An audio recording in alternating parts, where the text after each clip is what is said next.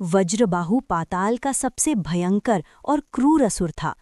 उसकी गर्जना से तीनों लोग कांपते थे और उसका एकमात्र उद्देश्य ऋषियों का वध करना और धर्म का नाश करना था। उसके हृदय में दया, प्रेम या करुणा के लिए कोई स्थान नहीं था। वहां केवल अहंकार और अंधकार का वास था। एक दिन वज्रबाहु ने अपने असुरों की सेना के साथ निमसार पर आक्रमण कर दिया। ये वो तपोवन था जहां बड़े बड़े ऋषिमुनि भगवान विष्णु के ध्यान में लीन रहते थे। असुरों ने आश्रमों में आग लगा दी और हाहाकार मच गया। लेकिन आश्रम के बीचों बीच स्थित एक छोटे से मंदिर में एक संत बिना किसी भय के आंखें बंद किए ओम नमो नारायणाय का जाप कर रहे थे। इस शांति को देखकर वज्रबाहु क्रोध से पागल हो गया। उसने अपनी विशाल गदा उठाई और संत और भगवान विष्णु की मूर्ति को एक ही वार में कुचलने के लिए आगे बढ़ा। जैसे ही उसने गदा हवा में उठाई, मंदिर एक अलौकिक नीले प्रकाश से भर गया। उस प्रकाश के मध्य साक्षात भगवान नारायण प्रकट हुए। उनके चेहरे पर कोई क्रोध नहीं था, बल्कि एक असीम, शांत और करुणामयी मुस्कान थी।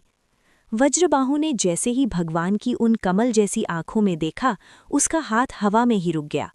उन आंखों में उसे अपना विनाश नहीं, बल्कि एक ऐसा प्रेम दिखाई दिया जिसकी कल्पना उसने कभी अपने जीवन में नहीं की थी। उसे लगा जैसे सदियों की प्यास बुझ गई हो। भगवान के उस एक दृष्टिपात ने वज्रबाहु के भीतर जमे जन्मों जन्मों के अंधकार और अहंकार को बर्फ की तरह पिघला दिया। उसके कांपते हाथों से भारी गदा छूटकर जमीन पर गिर पड़ी। वज्रबाहु, जिसे कभी कोई देवता भी नहीं झुका पाया था, आज एक अदृश्य शक्ति के आगे घुटनों के बल गिर पड़ा। उसके लाल अंगारे जैसे नेत्रों से आंसुओं की धारा बहने लगी। ये साधारण आंसू नहीं थे, ये उसके द्वारा किए गए हर पाप, हर क्रूरता का पश्चाताप थे। उसकी छाती अपराध बोध से फटने लगी। हे प्रभु, मुझ जैसे पापी, मुझ जैसे हत्यारे पर आपने प्रहार क्यों नहीं किया? ये प्रेम, ये करुणा, मैं इसके योग्य नहीं हूँ। वो बिलख बिलख कर रोने लगा और उसने अपना सिर भगवान के चरणों में रख दिया।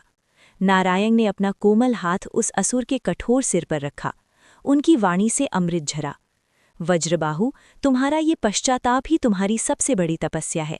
जहाँ प्रेम और भक्ति का जन्म होता है, वहाँ असुरत्व स्वयं ही नष्ट हो जाता है।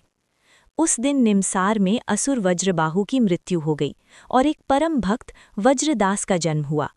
जिन हाथों ने कभी निर्दोषों का रक्त बहाया था, वे अब करताल और मंजीरे बजाने लगे। जिस कंठ से कभी मृत्यु की गर्जना होती थी, वहां से अब रात दिन केवल नारायण के भजनों की मधुर स्वर गूंजने लगी।